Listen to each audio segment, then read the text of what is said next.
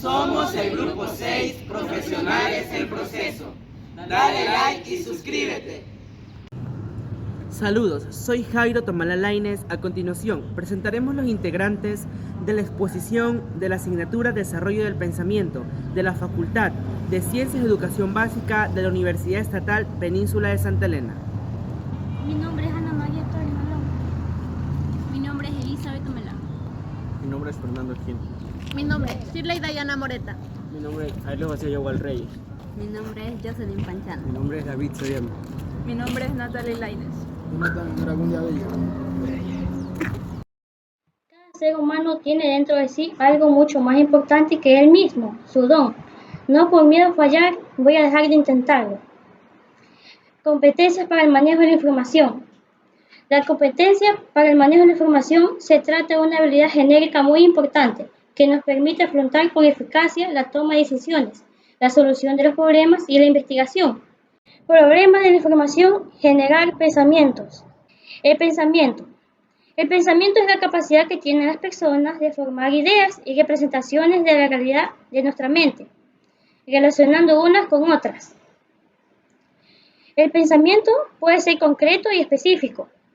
No obstante, lo definido del concepto de pensamiento es tan ambiguo como lo particular de la filosofía, a tal grado que puede ser diferente a los límites de su concepto, que incluso puede ser extraviado su sentido. Pero ¿cómo usarlo para la solución de un problema? Pues lo usamos para analizar con precisión el problema, separando la información de lo determinado para sacar su importancia, de tal modo que podemos enmarcar cada problema con su contexto. Se recomienda seguir los siguientes pasos: identificar el problema y hacer las preguntas concretas, analizar el problema y sus causas, identificar y evaluar las consecuencias de las posibles soluciones, seleccionar y planificar la solución, implementar la solución, evaluar si el problema fue resuelto. La taxonomía de los problemas de la información. El propósito de esta taxonomía es facilitar la formulación de problemas de la información, presentándonos algunos tipos de preguntas. Una taxonomía es una estructura de organización de la información que está formada por un conjunto de categorías y subcategorías, gracias a las cuales podemos unir entidades que comparten unas características en común. Plantear problemas de la información es una buena estrategia para orientar procesos de investigación en el aula. Estos se expresan mediante preguntas retadoras que se pueden atender si se busca y se analiza la información. Además, promueven la curiosidad y facilitan la creación de espacios de discusión y reflexión, propicios para adquirir los conocimientos y desarrollar las habilidades propias de las competencias. Los problemas de la información indican que es importante y útil recopilar datos específicos. Plantearlo no es sencillo, ya que existen muchos tipos de preguntas y solo algunas de ellas cumplen con los requerimientos propios. Las preguntas relacionadas fueron escogidas para promover claramente el desarrollo, la utilización de habilidades del pensamiento, tales como la observación, la descripción y el análisis. Persuasión, comprensión, causa y efecto. La persuasión, habilidad de influir en una persona o en un grupo para cambiar sus actitudes o comportamientos. Se consigue con el uso de estímulos como argumentos y gestos. Hacer que alguien adopte una manera de pensar o de actuar mediante el uso de argumentos, ya sea que cambien sus pensamientos y opiniones en creencias o en métodos de ver la vida. La comparación es una extensión de la observación y se considera una etapa esencial en la definición de la mayoría de los procesos básicos del pensamiento. Las diferencias se refieren a las características que distinguen a dos o a más personas. objetos, eventos o situaciones. Estas son la base de la discriminación. Cuando nos comunicamos, casi siempre existe algún aspecto persuasivo. En nuestras relaciones de amistad, laborales, familiares, es común que en muchos momentos estemos persuadiendo o siendo persuadidos. La ley de causa y efecto. ¿En qué se basa esto? Se basa en la idea de que toda acción provoca una reacción, una consecuencia o un resultado.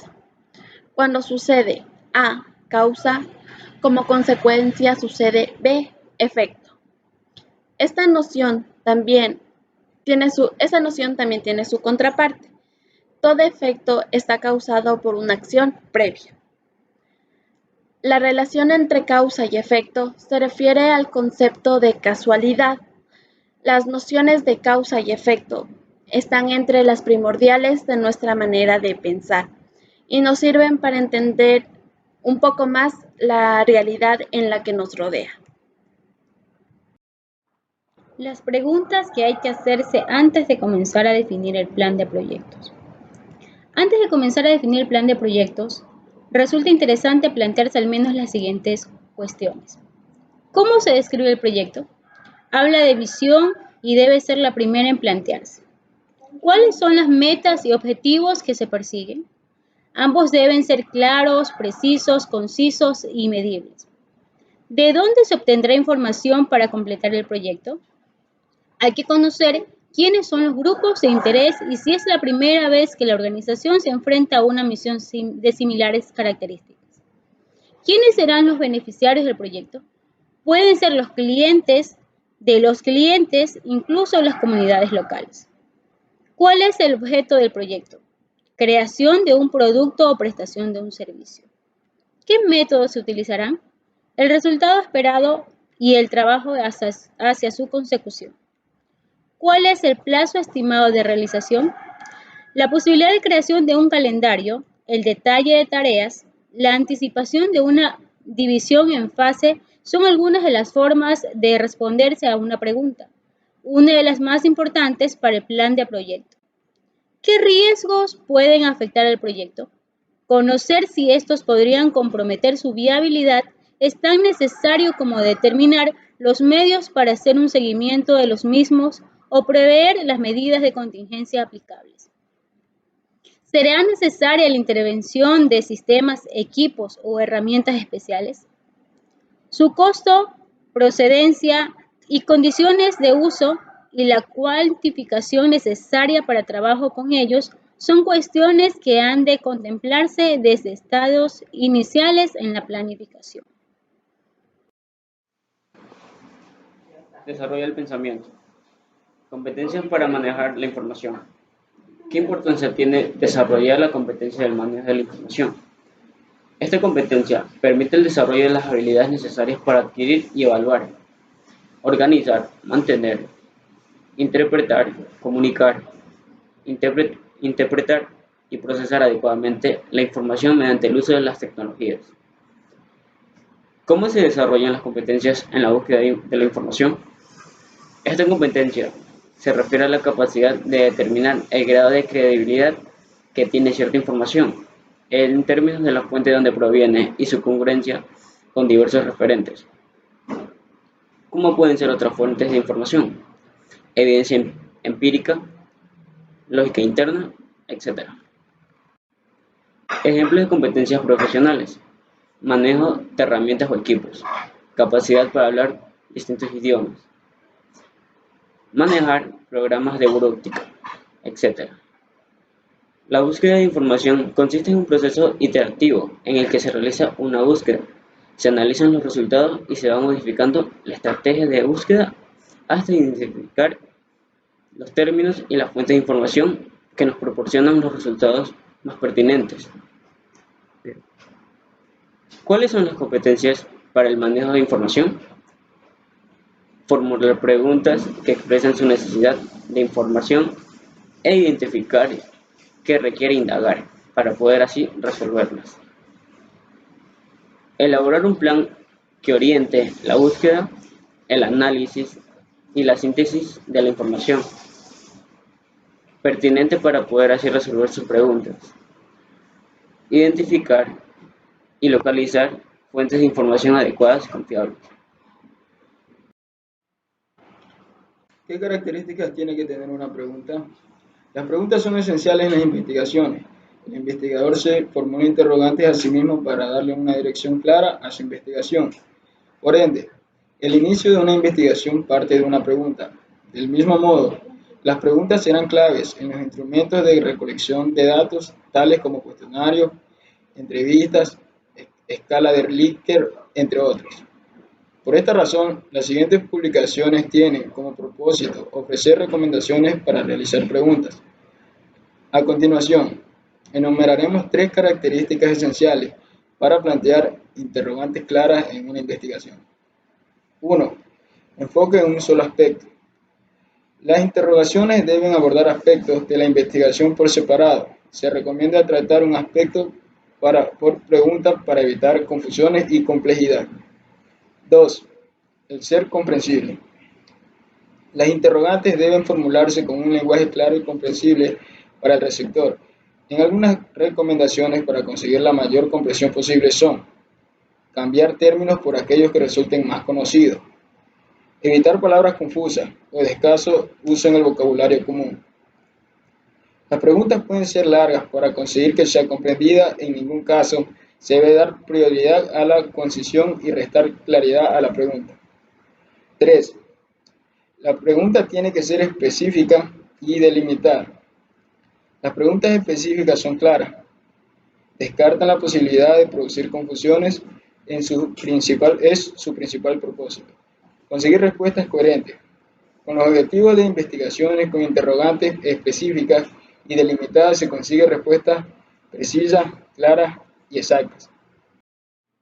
Consideraciones para plantear preguntas adecuadas. Las preguntas son esenciales en la investigación. Esto permite que el investigador formule interrogantes a sí mismo para dar una dirección clara a su investigación o tema a tratar. Entre ellos tenemos la primera característica o el primer enfoque, que va basado a un solo aspecto. Las interrogantes deben abordar aspectos de la investigación por separados. Se recomienda tratar un aspecto por pregunta para evitar confusión y complejidad. En el segundo aspecto tenemos ser comprensible. Esto permite que el interrogante debe formular un lenguaje muy claro y comprensible para el receptor, que es la persona que responderá en lo posterior a la pregunta. Algunas recomendaciones para seguir la mayor comprensión posible son: cambiar aquellos términos de los ambiguos para que ellos resulten más conocidos, evitar palabras confusas o de escaso uso del vocabulario de una persona en común. En el tercer aspecto tenemos ser específico y delimitado. La pregunta debe de ser clara, destacar posibles confusiones con la finalidad de tener una sola respuesta enfocada al tema o a la resolución de lo que se está tratando. Por ejemplo, tenemos algunas clases de preguntas, entre ellas aquellas que son cerradas o que tienen una respuesta mucho más amplia, como por ejemplo un sí o un no, o una pregunta de vida básica. Por ejemplo, si usted utiliza la red social, ¿cuántas horas la utiliza? Podríamos contestar 3 horas, 2 horas, 4 horas, pero existe entre ellas varios tipos de consecuencias para su respuesta. Evitar inducir con respuestas. La pregunta debe de ser precisa y concisa con la finalidad de que el contexto no interrumpa las respuestas de la investigación. Esto nos permite tener mucho más probabilidad de tener una respuesta concisa y precisa en una tendencia de investigación o de problemas por resolver. Relación interdisciplinaria en la generación de información. Es definido como la cooperación de diversas disciplinas que contribuyen a un objetivo común y que a través de su asociación aportan a la generación de nuevos conocimientos, nuevos lenguajes y una perspectiva común, rompiendo las fronteras disciplinarias en busca de la circulación de conceptos y de la formación de disciplinas híbridas. Diversos autores han investigado respecto de la interdisciplinariedad con énfasis en la educación primaria, secundaria y así como en la formación de profesores. Las relaciones interdisciplinarias constituyen una vía que posibilita perfeccionar el proceso de enseñanza, aprendizaje y la formación de profesionales, teniendo en cuenta que el desarrollo científico técnico transita hacia niveles de mayor integración, por lo que se convierte en un imperativo de la pedagogía adaptar estas exigencias de la ciencia con la manera en que se aprenden los conocimientos en las aulas, a pesar de las dificultades que se presentan para su puesta en práctica. Los problemas de naturaleza interdisciplinar constituyen una oportunidad para educar a niños y jóvenes en una perspectiva no fragmentada del mundo con responsabilidad social y medioambiental. La humanidad avanza inevitablemente hacia la solución de problemas de forma integral, con la participación de diferentes ciencias, y la escuela debe prepararse para asumir desde sus planes de estudio la integración de las disciplinas que lo conforman, para el establecimiento de relaciones interdisciplinarias en el currículo. ¿Sabes cómo plantear un problema de información? Pues si no lo sabes, en este momento te lo explicaré. Bueno, para poder plantear un problema de información, debemos saber qué es lo que se quiere llegar a lograr con exactitud. Primeramente, seleccionamos un tema en específico, para luego analizarlo y estudiarlo. Una vez definido el tema, debemos delimitarlo para que no sea ni muy extenso ni muy corto. Esta delimitación consta con 3 elementos existentes, como es el espacio, la temporalidad y el método.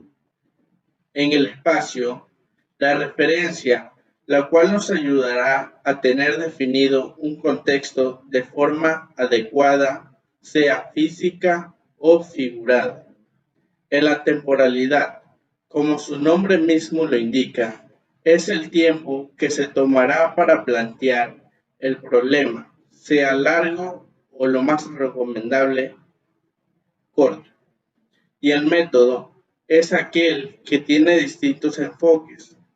Es por eso que debemos tener bien definido el tema que se abordará. Una vez tengamos todo listo, debemos saber cuál es el problema del tema escogido, para de esta manera buscar la solución. Como antecedentes, debemos ver si el tema que hemos escogido ha sido investigado o no anteriormente. Y si no es así, seguimos con el proceso de investigación. Y para finalizar, damos nuestra justificación sobre por qué escogimos el tema y qué fue lo que nos motivó a encontrarle la solución. Gracias. Solucionar problemas complejos puede ser difícil, pero no imposible. Solo necesitas tener el espíritu adecuado y disponer de un proceso para resolver el problema en cuestión. ¿Para qué plantear problemas en la información?